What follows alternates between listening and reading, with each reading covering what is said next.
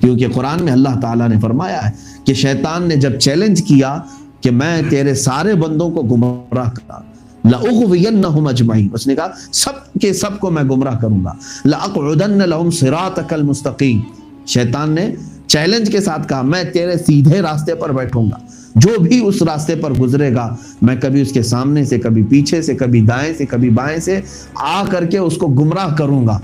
رب تعالیٰ نے فرمایا ٹھیک ہے، جا، تجھے مہلت ہے، قیامت تک کا ٹائم ہے، جتنے گمراہ کر سکتا ہے دیکھا جائے۔ لیکن شیطان نے اس وقت اللہ سے کیا کہا جانتے ہو؟ رب تعالیٰ سے اس نے یہ بھی کہا اِلَّا عِبَادَكَ مِنْهُمُ الْمُخْلَصِينَ، مگر مولا تیرے جو مخلص بندے ہیں، پیوریٹی جن کے اندر ہے، خالص تیرے لیے جیتے ہیں، ان پر میرا داؤ نہیں چل سکے گا۔ اور اللہ تعالیٰ نے بھی فرمایا ان عبادی لیس لک علیہم سلطان، اے مردود سن، میرے کچھ بندے ہوں گے جن پر تیرا کوئی داؤ حملہ نہیں چل سکے گا۔ اے رب ذوالجلال ان بندوں میں ہمارا شمار کرنا۔ جب قرآن پاک میں اللہ نے یہ وعدہ کر دیا میرے کچھ بندے ایسے ہیں جن پر تیری چال نہیں چل سکتی، تو پھر اس کے چیلوں کی چال کہاں چل سکے گی؟ انشاءاللہ وہ جو کرنا چاہیں کر لیں، لیکن ہمیشہ دنیا میں حق جماعت رہے گی اور اسلام رہے گا، مخلصین رہیں گے، اور ان پر اس شیطانی جال اور دجالی تنظیموں کے داؤ نہیں چل سکیں گے۔ لیکن وہ تعداد میں کتنے ہوں گے یہ اللہ بہتر جانے۔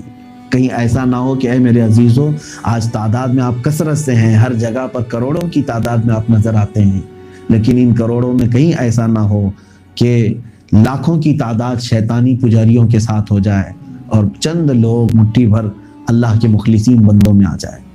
تو پھر اگر ان لاکھوں میں اور ایک بڑے مجمع میں چھٹ گئے تو تمہارا بھی نام آئے گا، سب کا بھی نام آئے گا۔ خوف کے ماحول سے اپنے آپ کو آزاد کرو۔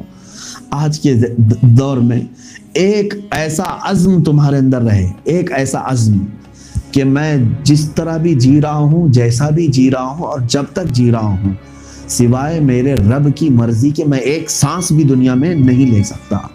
اللہ تعالیٰ کا تصور اور یقین اپنے اندر اور بڑھاتے چلے جا، اور بڑھاتے چلے جا۔ آج ہی صبح میں نے تلاوت کے بعد یہ بات عرض کی تھی، میرا مولا فرماتا ہے انا عند ظنی عبدی بی، حدیث قدسی ہے یہ۔ اللہ تعالیٰ فرماتا ہے کہ میں اپنے بندے کے گمان کے مطابق اس کے ساتھ سلوک کرتا ہوں۔ بندہ میرے متعلق جیسا گمان کرتا میں اس کے ساتھ ویسا سلوک کرتا ہوں۔ رب تبارک و تعالیٰ کو تم نے بہت ہی پاورفل اور بہت طاقتور اور ہمیشہ مدد کرنے والا تصور کیا، تو دیکھنا وہ ہمیشہ مدد کرے گا۔ اور کچھ لوگوں نے یہ سوچا پتہ نہیں میرا مولا کب مجھے چھوڑ دے، ڈلم الیقین جس کو کہتے ہیں۔ آج تو ٹھیک ہے لیکن پتہ نہیں اگر ایسا کروں گا تو اللہ کی مدد آئے گی کہ نہیں آئے گی، آئے گی کہ نہیں آئے گی، یہ تصور جو ہے آدمی کے ساتھ، پھر ایسا ہی ہوگا کہ اللہ تبارک و تعالیٰ تمہارے ساتھ ویسا ہی سلوک کرے گا۔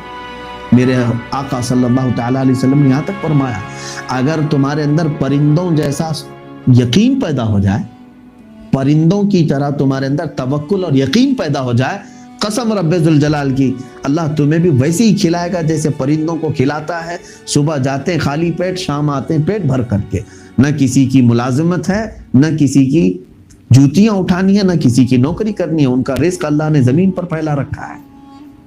اور حضور صلی اللہ علیہ وسلم نے فرمایا اگر تمہارے اندر ویسا یقین ہے، کیونکہ پرندہ جتنا کھایا کھا لیا، اس کے بعد گھونسلے میں کوئی چیز نہیں لے کے جا رہا ہے، اور فقط ایک تار پہ بیٹھ کر کے پوری رات گزار لیتا ہے، اور اسے کبھی یہ نہیں لگتا کہ میں گر کے مروں گا، کیونکہ اس کا یقین ہوتا ہے پرندے کا میری آنکھ لگے تو میرا مولا مجھے بچا رہا ہے۔ عزیزان گرامی، اس خوف کے ماحول سے نکلو، اللہ ہمارے ساتھ ہے۔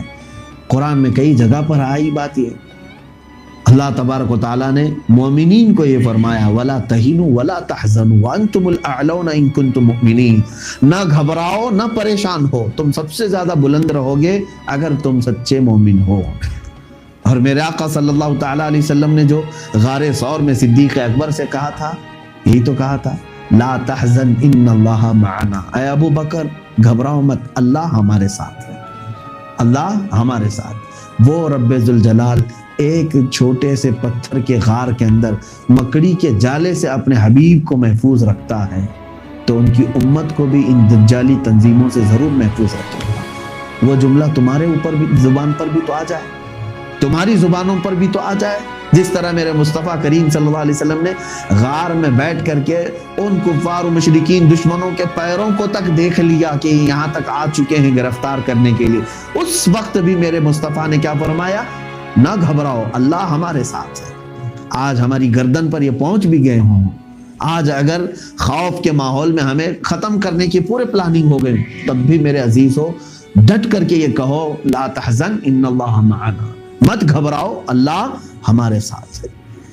لیکن تمہارا عمل بھی یہ کہنا چاہیے کہ تم اس جو کہہ رہے ہو وہ اتنا یقین کے ساتھ کہہ رہے ہو، ایسا نہیں کہ باہر چوراہے پر کٹے پر کھیلتے ہوئے بیٹھے تاش کے پتے اور پولیس آئے تو پھر یہ کہو کہ اللہ ہمارے ساتھ ہے۔ اللہ تمہارے ساتھ ہے، یقیناً ہمارے ساتھ ہے، وَهُوَ مَعَكُمْ أَيْنَمَا كُنْتُمْ، اس نے قرآن میں فرمایا تم جہاں بھی رہو وہ تمہارے ساتھ ہے۔ اور ایک آیت میں اللہ فرماتے ہیں نحن اقرب الیہ من حبل الورید، تمہاری شہ رگ سے زیادہ ہم تم سے قریب ہیں۔